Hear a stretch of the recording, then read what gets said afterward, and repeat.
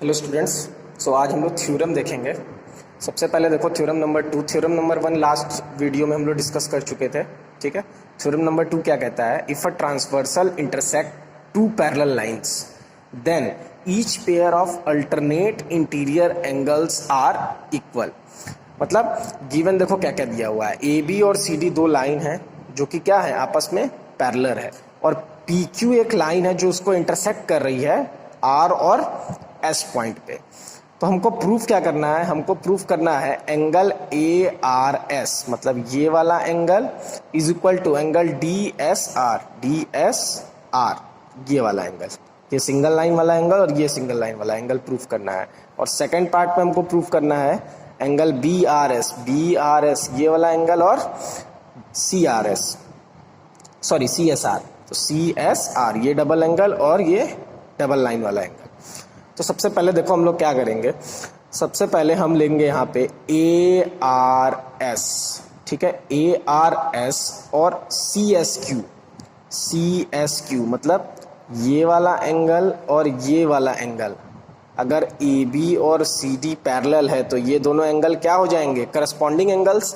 तो हम लिख लिए A R S is equal to C S Q, ठीक है। तो सी एस क्यू ले लिए और ये हमारा क्या हो गया? 1 हो गया, ठीक है। अब नेक्स्ट है हमारा सी एस क्यू। अगला लिए हम सी एस क्यू, इधर वाला एंगल, ठीक है, और दूसरा लिए डी एस आर, ये डी एस आर। अब देखो ये एंगल, ठीक है, सी एस क्यू वाला ये, और डी एस आर ये एंगल, दोनों आपस में क्या है? वर्टिकली अपोजिट है।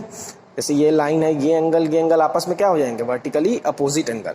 तो C S Q D S R क्या हो गया? वर्टिकली अपोजिट एंगल हो गया। एक को फर्स्ट ले लिए, एक को सेकंड ले लिए। अब देखो दोनों में सी एस क्यू क्या है? कॉमन है। तो फ्रॉम फर्स्ट एंड सेकंड ये कॉमन वाला टर्म हटा दें तो हम ये दोनों को आपस में इक्वल लिख सकते हैं। तो angle A R S is equal to D S R. तो देखो फर्स्ट पार्ट हमारा प्रूव हो गया, angle A R S is equal to D S R. दूसरा प्रूफ करना है B R S is equal to C S R. तो दूसरा प्रूफ करने की जरूरत नहीं है, सेम यही तरीका हम लगाएंगे इस साइड से। जैसे इधर का लिए थे करस्पॉन्डिंग, वैसे अब इधर का करस्पॉन्डिंग लेंगे और फिर इधर का वर्टिकली अपोजिट एंगल लेंगे। तो हम डायरेक्टली लिख सकते हैं similarly we can prove that B R S is equal to C S R, ठीक है। तो ये तुम लोग का था सेकेंड नंबर थ्योरम।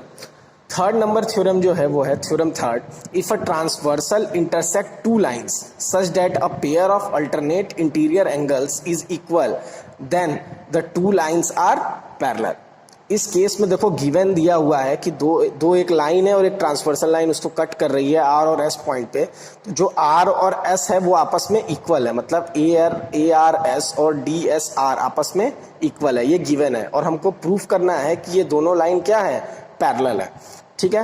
तो अब ध्यान से देखो, इसमें हम प्रूफ में क्या करेंगे? ए आर एस, ये वाला जो एंगल है हमारा, ठीक है, वो डी एस आर के बराबर है, ये हमको गिवन है। तो हम लिख देंगे angle A R S is equal to D S R, यहां से उठा के, और इसको फर्स्ट इक्वेशन दे देंगे, ब्रैकेट में लिख देंगे गिवन, ठीक है, ये हमको गिवन है।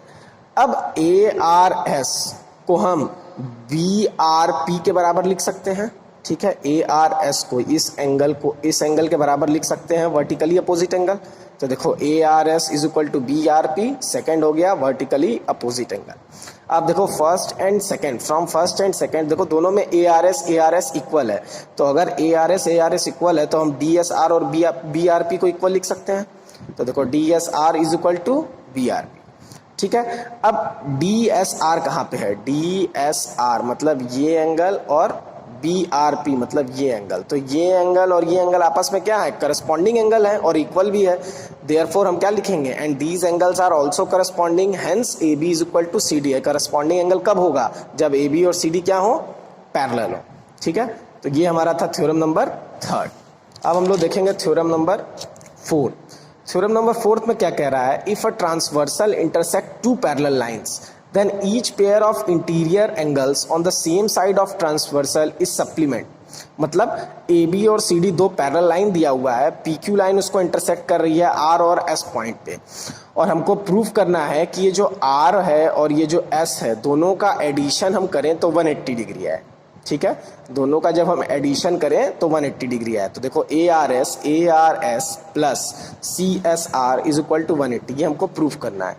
तो हमारे पास प्रूफ में हम क्या करेंगे, सबसे पहले ए आर एस को ले लिए, ठीक है, और सी एस क्यू को ले लिए। तो ये वाला एंगल और ये वाला एंगल आपस में करस्पॉन्डिंग होगा, तो A R S is equal to क्या लिख लिए, सी एस क्यू, क्या हो गया, करस्पॉन्डिंग एंगल। ये हमारा फर्स्ट इक्वेशन हो गया।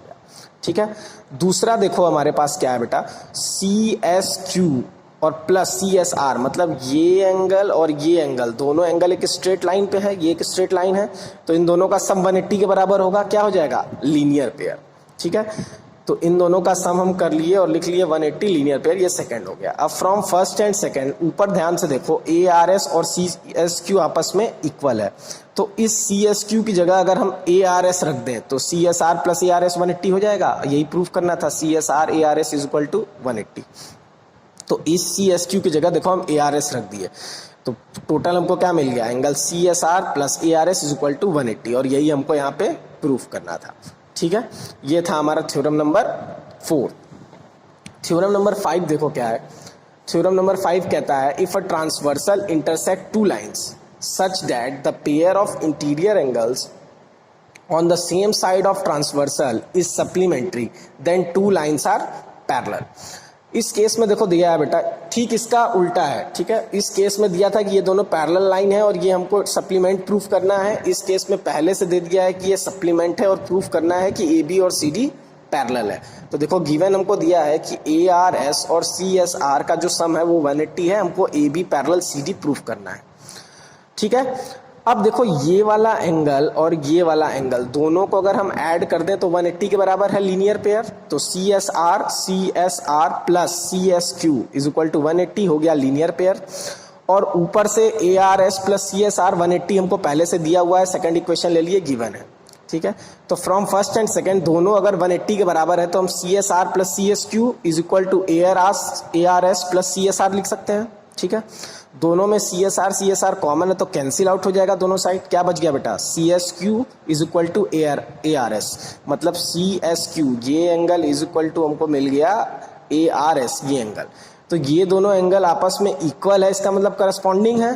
ठीक है, these angles are also corresponding, hence अगर ये करस्पॉन्डिंग कभी होगा जब ए बी और सी डी क्या हो, पैरेलल हो। तो इस केस में हम लोग प्रूफ कर लिए कि ए बी और सी डी पैरेलल है। तो थ्योरम 5 जो था वो थ्योरम 4 का क्या था, वाइस वर्सा था। ठीक है, थ्योरम नंबर 6 देखो।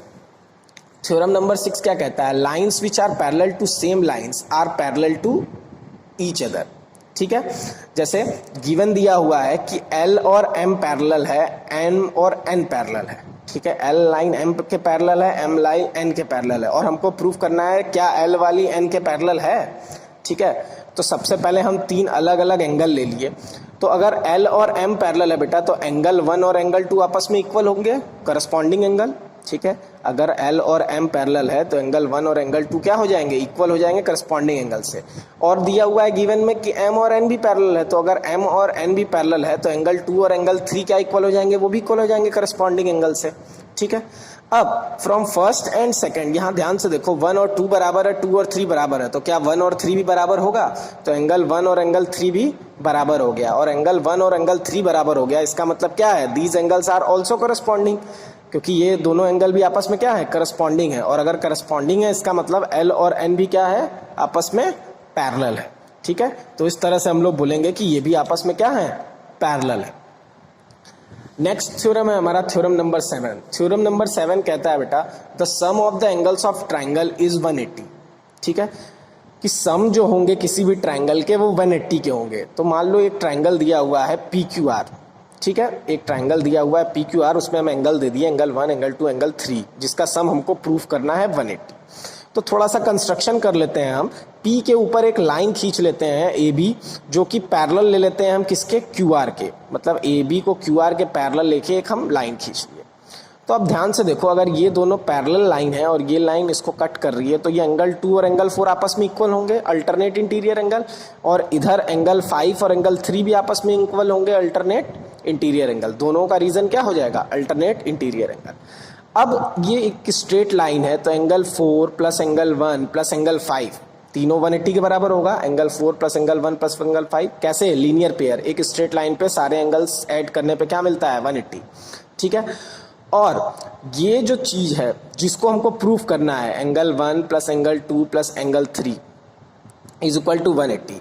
तो देखो यहाँ पे ध्यान से, एंगल 4 की जगह पे क्या है, एंगल 2 है, एंगल 2 और एंगल 4 बराबर है तो एंगल 4 की जगह हम एंगल 2 लिख सकते हैं, तो देखो यहाँ हम एंगल 2 लिख दिए, plus angle 1 as it is, angle 5 angle 3 के बराबर है तो हम एंगल 5 की जगह क्या लिख दिए, एंगल 3 लिख दिए, इज इक्वल टू 180। अब इसको हम सीधे सीक्वेंस में लिख देते हैं, पहले 1 लिख लो, फिर 2 लिख लो, फिर 3 लिख लो, इज इक्वल टू 180, और ये हमारा सम प्रॉपर्टी प्रूव हो गया। तो सम ऑफ एंगल्स ऑफ ट्रायंगल क्या होता है, 180 डिग्री। ठीक है, ये आपको लाइफ टाइम एकदम याद रखना है। लास्ट थ्योरम है इस चैप्टर में बेटा, theorem number 8, if a side of triangle is produced then exterior angle so formed is equal to the sum of 2 interior opposite angles. बोल रहा है कि अगर ये मान लो किसी भी ट्रायंगल का अगर एक साइड हम थोड़ा आगे तक प्रोड्यूस कर दे तो जो एंगल प्रोड्यूस होगा वो हमेशा इंटीरियर एंगल के सम के बराबर होगा। तो देखो ये 4 वाला एंगल 1 और 2 के बराबर हमको प्रूफ करना है कि एंगल 4 जो है वो सम होगा 1 और 2 का। तो इसमें इस थ्योरम में हमको एक ट्रायंगल दिया हुआ है PQR, जिसमें हम QR को प्रोड्यूस करके S तक ले गए हैं, वे आर एंगल 4 इस जो है वो हमारा क्या है, एक्सटीरियर एंगल है। तो ध्यान से देखो, एंगल 3 प्लस एंगल 4 को हम 180 के बराबर लिख सकते हैं लीनियर पेयर से, किसी भी एक स्ट्रेट लाइन पे कोई भी एंगल बनता है वो 180 डिग्री का। और अभी पिछले थ्योरम में हम लोगों ने पढ़ा कि ट्रायंगल का जो सम प्रॉपर्टी होता है वो किसके बराबर होता है, 180 के। मतलब angle 1 plus angle 2 plus angle 3 हो गया 180 के। कैसे, angle sum property of triangle, ये फर्स्ट हो गया, ये सेकंड हो गया। अगर दोनों बेटा 180 के बराबर है तो इन दोनों को आपस में इक्वल लिख सकते हैं। तो देखो √3 plus √4 sorry angle 3 plus angle 4 is equal to angle 1 plus angle 2 plus angle 3। ठीक है, आपस में इक्वल हो गया। तो एंगल 3 दोनों साइड सेम था, कैंसिल कर दिए, क्या बच गया, angle 4 is equal to angle 1 plus angle 2। और देखो यही हमको प्रूफ करना था।